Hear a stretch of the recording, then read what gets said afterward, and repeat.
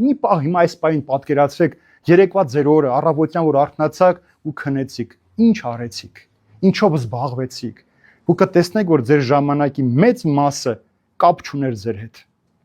Մեծ մասը ձեր ժամանակի ավելնորդությունների հետևից վազելով ընկած։ Մեր արտաքին գեղեցկությունը մահելուց սկսած մինչև տան մաքրությունով վերջացրած։ Բայց ոչ ոք շատ քիչ ժամանակ չտրամադրեց անգամ, որ իր հոգու գեղեցկությամբ զբաղվի։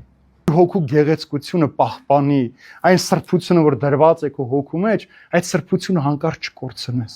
Շատ քիչ ժամանակ ունենք դրա համար, եւ նույնիսկ չնչին ժամանակ։ Եվ ամբողջ շաբաթվա ընթացքում մենք մեկ կիրակին, որ Տիրոջն է, դա էլ չենք օգտագործում, որ իմաստուն կերպով վարվենք։ Իսկ իմաստությունը մարդու ամենալավ ընկերն է։ Լավ է դու իմաստուն լինես քո կյանքի մեջ Տիրոջ իմաստությամբ, կրթության, գիտելիքի մասին չէ։ Գիտելիքը դեռ իմաստություն չէ, սիրելիներ։ Մարդը կարող է շատ բարձրագույն կրթություն ունենալ, մի քանի դիպլոմ ունենալ, բայց երբեք իմաստուն չլինել։ Բայց կարող է մարդը երբեք ուսանած չլինել, բայց ամբողջ օր իմաստությամբ խոսել, որովհետև Տիրոջ հոգով լցված էր։